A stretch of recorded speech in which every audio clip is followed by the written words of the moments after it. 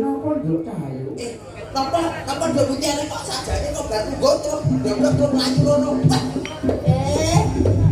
Pikantuk gungan, Mas. Pikantuk gungan nggih. Nanti sabar karo Mbah Gungan kok. Lah kuwi ya kaya wong tuane dhewe kok. Ora sak tenan kaya Banten. Nyangoni anake iki sak lugune to. Nggih. Matur sembah nuwun nggih Mbane. Yo, yo nek diwehi alise. Jenengan pengen mboten? Pengen mboten? Aku tak kuku wae yo. Nggih Mbane menika nyuwun kodamune. Oh ya kok ayo Mbah Senen. Kaya Mbah Senen saking Sendang. Lah iki ya wis kaya bapakmu neh nek kuwi. Ya wis ora sambung. Haus gede ya isin kok. Ngono ae kok ya. Nggih. Senen. Kae pasen kopral kae. Nggih Mbah Nen kopral lek iki Mbah Nen dadi wedhus. Nyuwun Blitar menika. Blitar. Wah. Ora tombol ora boyong. Ya.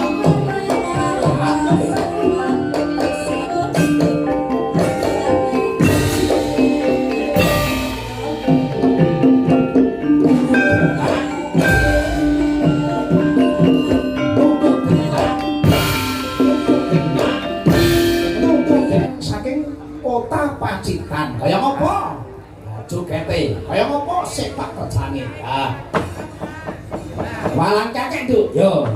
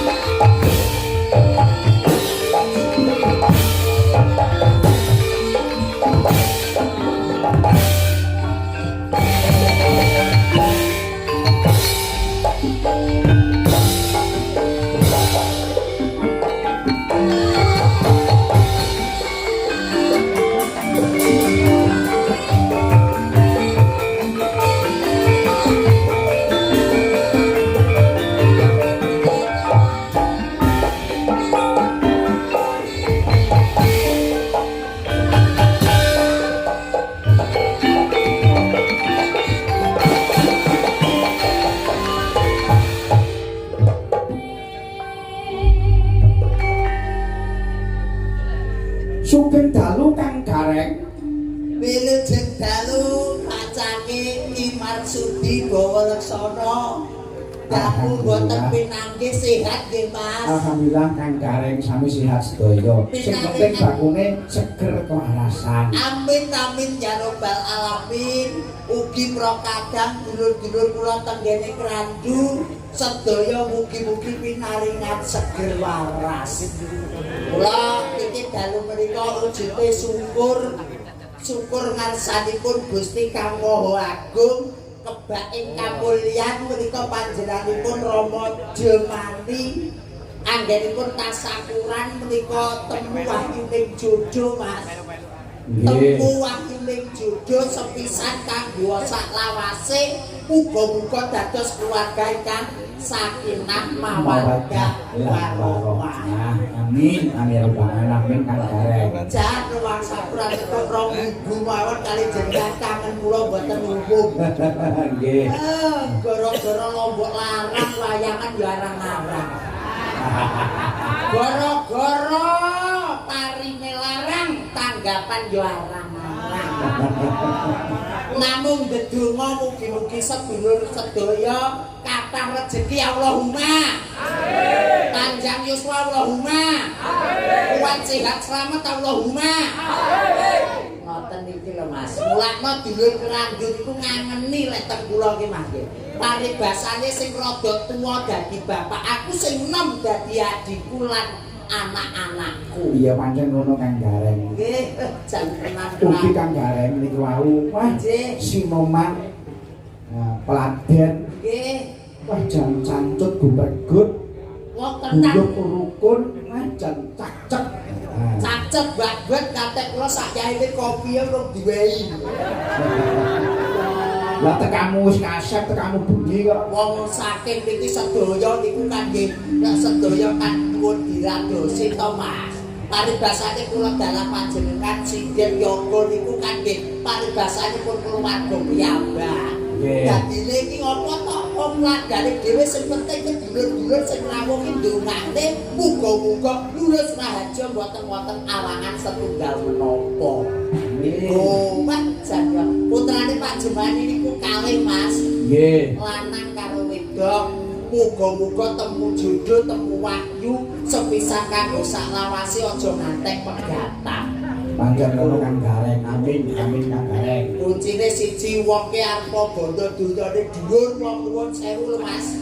Wong ki lek akeh ya bingung, lek sithik ya bingung. Mula sifat wong ya Kang Gareng. Nggih, akeh ya bingung, sithik ya bingung. Mula wong tenggene alam dunya niku ikhlas lillahi taala kados Pak Jumani anggenipun tasakuran dipun ijabahi dening Gusti Kang Warangga. Nggih pancen tasakuran adento ketok lokak ning sejatine saya kebak ya Kang Gareng. Ora lokak saya kebak, ora mutah saya mutung. Pancen ngono Kang Gareng. Mula wong jenenge wong syukur iku wong banyak bersyukur iku banyak manfaatnya Mas. Mula ya kene lek wong sugih ku aja ngantek nglaneke bersyukur. Iku nek lek bojone akeh. Seto iki wae wis penake ra mau dione kok iki aku wis gawe enek ditute apa-apa Mas ya. Ya. Aku gawe ditute ngene penak banget kok ya nggih Pak Jemani aku ditresnani tenan karo wong randu iki Mas. Nggih. Patut ditresnani kok kono teko kene penonton tumplek blek. Sing dene Mas Maksud ayu yogane nom-nom kabeh ya ini yo enek sing yo ngantuk tenanan kula aku mboten ten mriki nggih Mas. Nggih Kang Gareng. Biasane awake dhewe rong minggu pisan niku mesti wayangan teng Klaran dan Kerandu. Heeh. Iki kok rada enek kok setahun kaya bol siji tok iki. Ning Glalah lho Mas. Nggih. Lah wis dilunasi rong tahun kepungkur dadi iki karek nyaur igo-igo. Panjenengan to Kang Gareng. Nggih. Ngene iki ya wis kabeh wis lulus dilunasi kabeh kapan kae Kang Gareng. Sesasi seprono wis wah wis dilunasi Kang. Pak Jemani. Pak Jemani iku ora kena dipidhaki late. Pak Jemani. Mas, iki daku mboten pinanggih kula kalih kanca-kanca sinden. Menika monggo Kang Gareng. Nggih, diaturake kalih guru lanang kula saking Krebet. Nggih. Menika Mas Heru Sutaji. Rawuh mriki. Wah, rawuh Kang Gareng. Alhamdulillah Mas Heru wilujeng dalu Mas Heru Sutaji. Nggih, saking Jambon. Warga saking Ibu Sisung ugi Bapak Magimin ugi rawuh. Alhamdulillah Bu Sisung yen kuwi sing panggah Mas. Lah iya lho. Jilbabe sing ijo kuwi. Bu Sisung alhamdulillah muga-muga pinaringan seger waras kathah rezeki. Amin Kang Gareng. Ingkang rawuh mulih sinten saking Balong Mas? Mbah Senen saking Balong ugi rawuh sedarat. Nggih, sedarat rawuh, balon rawuh, jambon rawuh. Senen saking sendang ugi rawuh. Alhamdulillah barokah. Derek ndedonga mugi-mugi sabibaripun panjenengan pirsa niki maksudi bawa laksana dugi dalem pikantuk berkah rejeki ingkang barokah. Tenan kok ya. Aku ki lek kali jenengan iki dungane mboten umum Mas. Nggih Kang Gareng. Ugi mboten katalungan Kang Gareng. Nggih pripun? Katur nggih menika dulur lanang kula menika wonten tanah Sabrang Mas Kawit saking nggih menika Karanglo Kidul. Wonten pundi sakmenika Mas? Nggih. Wonten Malaysia napa wonten Taiwan napa wonten Hongkong? Ora ngaku Mas. Oh, Tanah Sabrang Mas Kawit saking Karanglo Kidul. Ora wis menika nyuwun lakon mangke. nggih, mungkin di pinangkani setunggal bokos setunggal. Nggih. Jan tenan kok ya 1 2 3 4 5 6 7 tenan. Sing dene jenengan ki nyenengne Mas. Nggih, pokoke nyuwun kabeh Kang Gareng. Nyunyur kabeh ya ayu-ayu kabeh. Janggo elok. Cantik-cantik kabeh sekolah ya dhuwur-dhuwur kabeh. Kabeh do sekolah, do kuliah. Di sing kene dhewe iki. Babon mana telu. Bose. Ngapunten nggih Mas nggih. Geliak-geliak waton kecanda gremet-gremet waton ning slamet menika limbukan dipun sambung mengke tenggene gara-gara sedaya kersanipun menika saged menghibur dulur-dulur wonten ing laladan Kerandu mriki Mas Masudi. Nggih. Wah, jan tenan iki ditanjakne siji mboko siji. Wonten cobi niki wonten serat Kang Gareng. Nggih, jenengan maos rumiyin Mas. Nyuwun lagu kawula rewang. Nggih. Anteping ati, Anteping ati. sambel kemangi. Sambel kemangi. Terus Lan saking kawula Karang Taruna, Eyang Setono. amin amin amin. Muga-muga tetep gundhuk agawe santosa. Amin amin amin. Wonten arih pepeling. Nggih, dipun pinangkani. Nggih, wah jantenan kok ya. Ditanjakne setunggal bapak setunggal nggih, Mas. Nggih, Maksudi. nggih. Nggih, niki penae. Kopi Kang Gareng. Nggih, pripun Iki pripun. satripun Mbak Mutiara.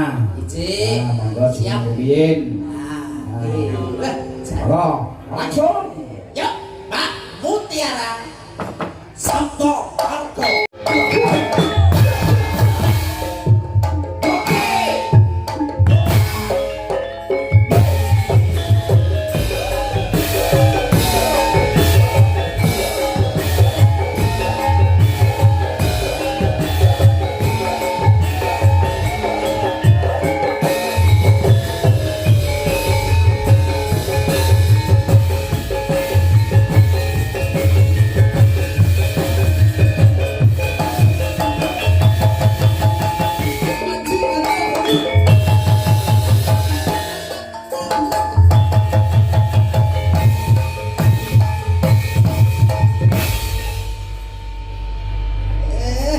Jangan yuk ngomong asik karo Pakmu dhewe. Mutiara. Mutiara bapak lenggah wonten mriki. Kok rono kuwi malah goreng ki mosok Pakmu goreng. Ya bapak lenggah ning kene. Nggih, sungkem sik karo bapak bar ngumbungan karo aku. Dadak sungkem ya niki. Lho piye tok karo bapak iku disungkem wong jenenge anak nun sewu lho, Nduk. Iya. Wong anake apa sukses kaya ngopo kudu iling marang wong tuwa. Ya pancen ngono Kang. Dadine awakku ki saurunge nembang sungkem sik karo Mergo romo. kendho kencenging anak, pranataning anak ki mung kali ana wong tuwa, pujine wong tuwa. Bener, kuwi ulak Kenceng ya saka wong tuwa, kendho ya saka wong tuwa. ketok iki saiki wis lemes kok. Ning masalah ngeten. Pripun? Sosokan niku Nggih. enten panggung sambut diakoni. Ngeten iki Lah niki. awakku ki ora diakoni dadi anake bapak. Lah niku. Wow! Lho wong piye Reng? Iki bapakmu. Anu Ibune sinten ibune? Ibune to. Ya bapak lenggah ning kono sungkem skriyen kali bapak. Estu niki. Sungkem se Mas Masudi menghadap nang mriki rumiyin iki mawon rada lirik anak wedok arep sungkem kali romo. Nggih, sungkem kula kabeh. Iya cahaya. Sing kamu ndak tompo kan dibombong bunga ati pun tapak yo ayu. Inggih kula tapi kan bingae ngraos manah kula Rama. Omongan nduk. Pripun? On kakang aku ae tresno karo seliramu. Wajak misalnya. Maratuwa kereng iki. Mutiara. Dalem. Moh aku dadi maratuwa bapakmu moh aku. Lha pripun? Lah aku mesti dorot-dorot wayang manten tadi kabeh kon nyukupi aku ora koyo Pak Jumadi. Mutiara, Dalem. kowe wis katon gedhe. Nggih. Ya, apa-apamu disawangku sarwa gedhe. Sing ati-ati ya Cahayu. Nduk Mutiara. Dalem. Tak peke nduk nek musuh. Hus. Ngomong gedhe nomor terus kono kiyer-kiyer saja ae kok. Orang tua kok iso garak koyo kita. Nduk Mutiara. Nggih, Dalem. Niki sowan teng dalemipun Rama Jemani. Nggih, kalian Ibu Ibu lali jenenge Tati. Nggih Bu Tati. Bukati. Bu Kati. Menika kajate apa, Nduk? Tasyukuran pernikahan. Lah dongakno mumpung mandi-mandine iki pun sawakku ndongake manten. Lah. Nggih, sing pasti mugi-mugi samawat. Terus Sakinah. mawaddah warahmah. Terus rezekinipun nggih lancar barokah. Amin, amin ya rabbal alamin. Terus enggal Pinak momongan. nggih terus. Ya dadine nek wis duwe momongan awake dhewe sing duwe gandulane ngati ya Nduk ya. Kok awake dhewe kae. Kapan? Berarti kapan itu? Rek, Apa? gandulan nanti gandulan gue maksudmu? Ya tegese ki gandulane ngati ki kuncine urip ki ning ngatak. Ngono lho Mas. Gandulannya hati orang ngendi rek? Nduk. Rada-rada sing tak duwe gandulan. Halo. Asem kok Ojo kurang ajar rek. Nggih, ayo bliak-bliak wae dhewe nyambut gawe terus ki gawe lelagon sing jumbo karo kawontenan. Nggih. Lagune apa? Coba Kang Gareng. Iki kula nyuwun cocok karo swasana. Nggih. Kelinci udul. Kelinci muncul. Niki mugi kula aturaken wau wonten sing nyuwun sesideman terus Ije. kuning, Ya. Pranolo. Heeh. Niku saking Mas Udin etan puskesmas, so sampun TF. Maksudnya enggak? Jadi sampun enten sing masuk. Oh, TP ngapamu? Nggih. Aku jaluk. Nggih dereng saged dipendhet. Oh, awak iki teramu ya. Iki dhewe apa, Dok? Kelinci muncul. Dereng sesideman saged kelinci. Iki yo TF rek. Yo TF. TF apa? Lho. Mas, iki malam Senin ora malam Jumat kosong TF kono. Tanggapan arang-arang ngambeng-ngambeng nyawa. Ya. Ya kinaturaken sugeng dalu banen. Nggih, Banen, alhamdulillah rawuh. Setia nenggani kula. Nggih, to Banen ki wong dimanapun dimaksud dibawa sono live itu dia pasti datang. Kencane Banen nggih, Mbak Jan, bakune ketok enak. Moga. Ngubengi kutha niku nggih. Yuk, kelinci ucul Mbak Mutie arah. Monggo.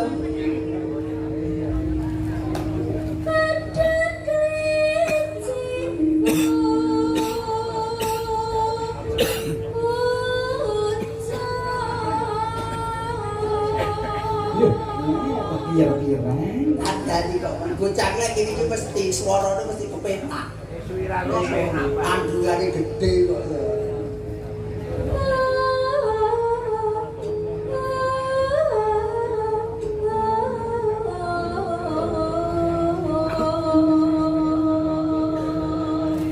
Biyen cilik rek. Nggih, tenan biyen nek kene wing tak undang mono ae. Saiki mari sarwa gedhe. Aku saiki ra wani blas, aku dilirik itu wis mamut kok. Ayo Nduk terus.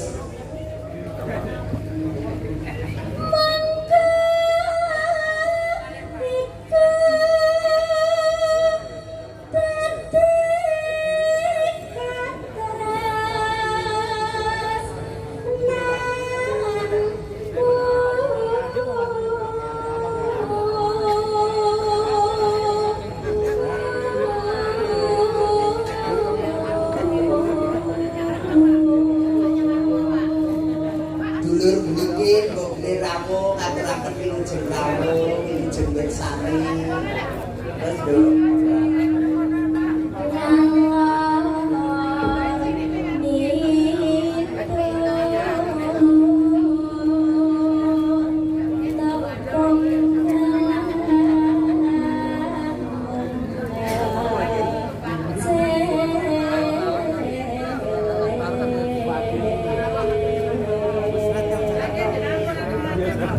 Terus Saya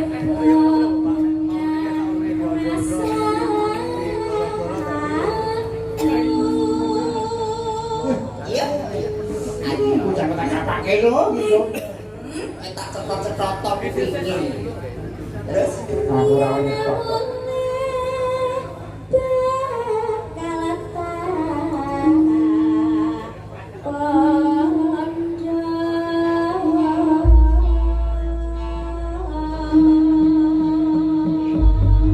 langgam kelinci kucing monggo Mbak Mutiara Sabto Argo. Saya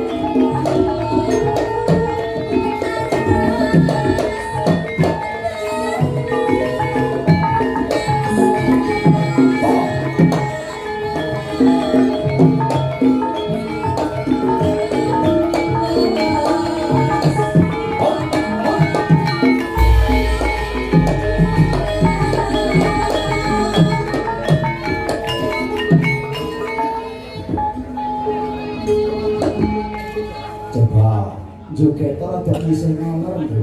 Ngalor itu ngendi? Nengen. Oh, mriki. Ya ngiwa. Ya nengen. Ya ngiwa. Oh, mriki kuwatan ternyata.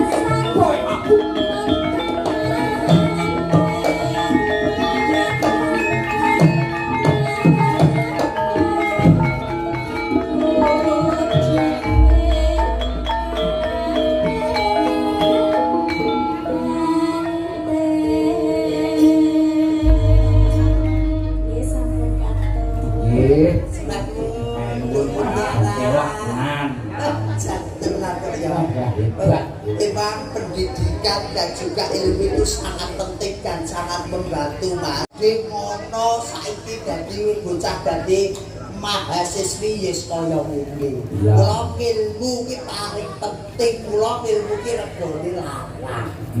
Iki mula aja latek bos praktik kaya jaman biyen. Bocah SD terus diplayoki ning luar negeri. Saiki bali kuliah ben dhuwur, sekolahe ben pinjul, mula ya pancen ngono kan Kang. Mula titip melingku karo anak-anakku yen pancen isih golek ilmu. iki Golek kepinteran, aja keganggu pacaran. Bapak, Romo, Ibun, niki wonten panggilan. mau panggilanipun? panggilan ngono apa? Saking biasane. Oh, sing Bang Senen. Panggil napa Nduk Cahayu? Napa ndok mutiare kok sajane kok baru goto, ndok mlayu ngono. Pikantuk bungan Oh, Mas. pikantuk bungan nggih. Mas disawer karo Mbah Senen kok. Lah kuwi ya kaya wong tuane dhewe kok. Ora sak tenan kaya banten. Nyangoni anake iki sak lugune kok. Nggih. Matur sembah nuwun nggih Mbane. Yo, yo nek diwehi aluse. Jenengan pengen mboten? Pengen mboten? Aku tak Mboten sakit. kuku wae to. Nggih Mbane menika nyuwun kodang kuning. Oh, yen kota kuning saiki. Mbane, sakniki. Nyuwun sakniki. Oh, ora betah ketok ya. Pun boten betah banan. Nggih, monggo, yo kota kuning. Nggih, langsung podang kuning. Nggih. Minangkani menika pamunggitan Mbah Nen saking Laladan. Saudara. Nggih. Sing brengose kandel niku. Ayo, mesti Mbah Nen. Nek lek sing gundul kene cembul ya murin. Yaene wis turu. Panggilan malih Bapak. Pripun niki? Kok anggilane sapa lho? Nika Sapa lho? Oh. Ya yo yo tak anane romo. Ayo Mbak Senen. Kayak Mbak Senen saking Sembilan. COD. Lah iki ya wis kaya bapakmu neh nek kuwi. Ya wis ora sambung. Haus gede isin kok. Ngono ae kok ya. nggih. Senen. Kayak pasen kopral kae. Mbah Nen kopral lek iki Mbah Nen bakul wedhus Nyuwun blitar menika. Blitar. Wah, wah. Podang kuning nyang Blitar. Nggih, langsung mawon nggih niki Iya. digabung nih. Nggih, sak cekape niku kathah seliwati saking Mas Marsudi Bawonosono. Nggih. Mbak Hani saking Tulungagung. Tulungagung nggih wonten wah jugete mengkelok gareng. Kan ngomong nek durung munggah wis to. Iku wis ta. Ayam Langsung. monggo. Podang kuning. Monggo. Sapa?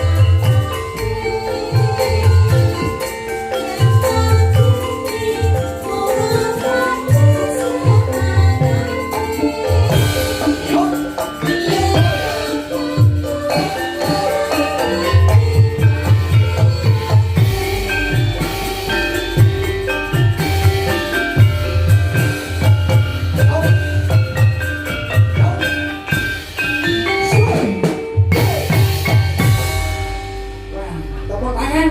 Tepuk tangan. Luar biasa. Mutiara. Sebab pun pun tinakati 3 lagu.